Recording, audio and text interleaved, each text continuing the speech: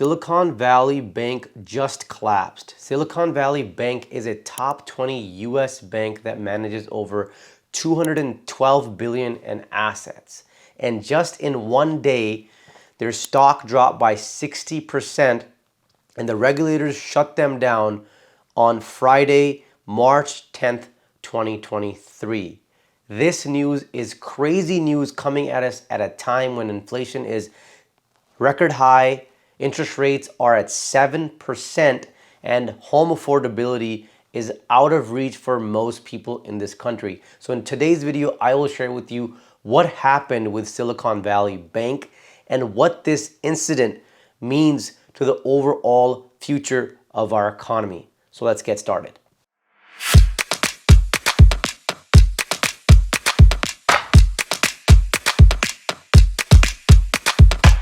This is the largest bank crisis since Washington Mutual from the '08 financial crisis.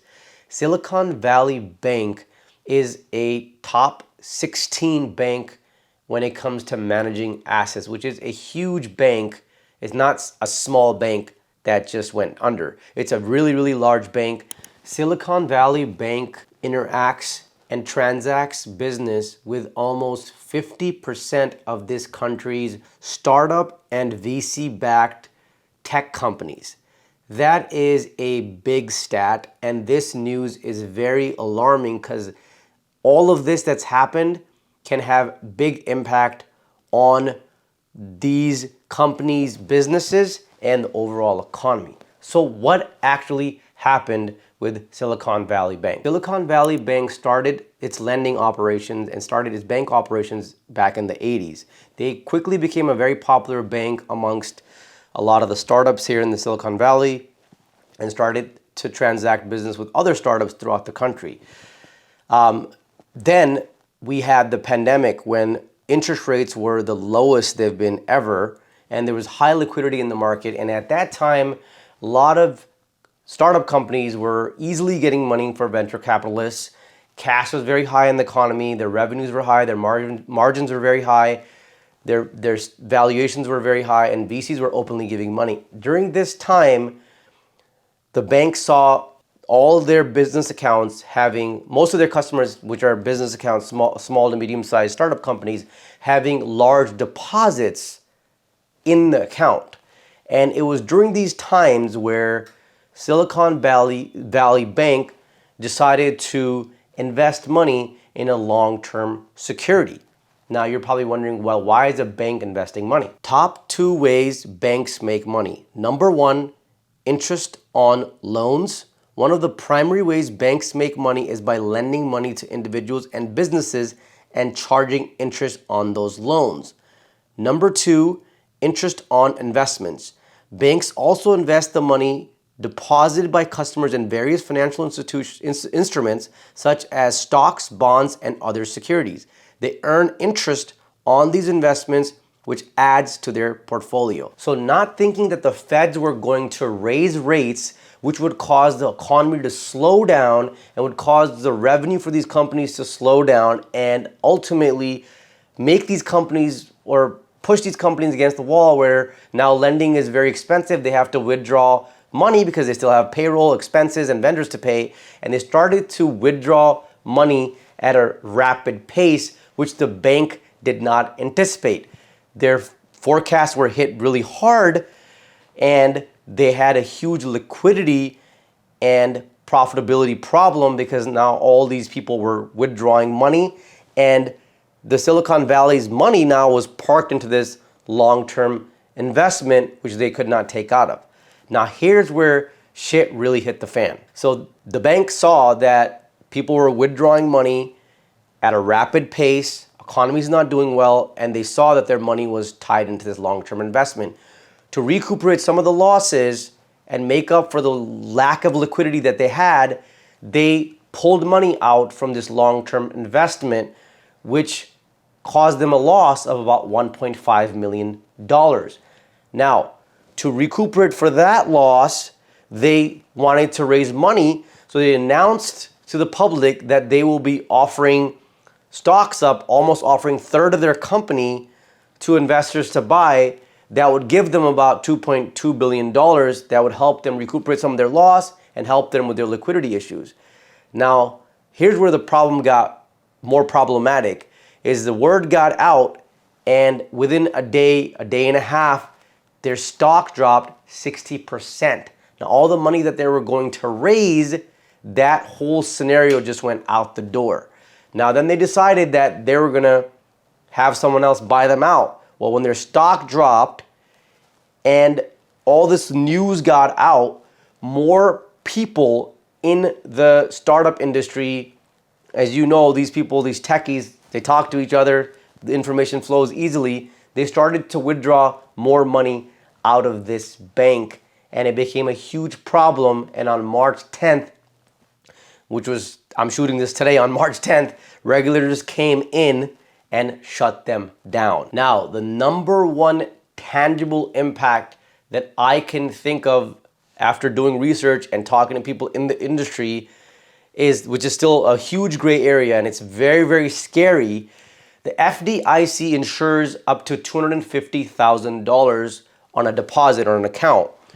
Now, there's a stat out there, which there'll be more things surfacing in the next couple of days, more news coming out that's going to be more accurate. There's a stat out there that out of all the deposits that they have in this bank, or all these companies that have deposits with this bank, only 3% of it is covered.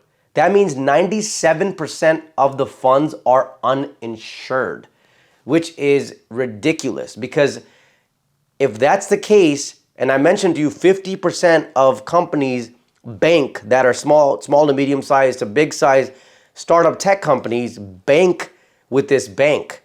So these companies have payrolls, they have vendors to pay, they have other expenses, and imagine that you have tens, millions of hundreds of millions of dollars in there, and now you only have $250,000 available. And you may even have to pay some of your VCs and other people that you got to pay.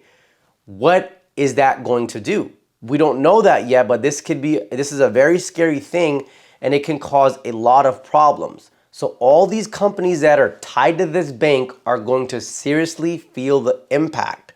And when I talked about vendors, there may be subsectors involved to the tech industry that may also see the impact of what's going to happen. We don't have a tangible number that we can discuss today, but we will have to watch closely what happens in the next coming weeks and months. Number two tangible impact, which is something that's more subtle, is the public sentiment of distrust for financial institutions in this country that's already started to brew, and it's going to go the negative way. If you're getting real value out of this video, if this video is useful to you, please hit the like button, because more people like yourself will be shown this video by YouTube.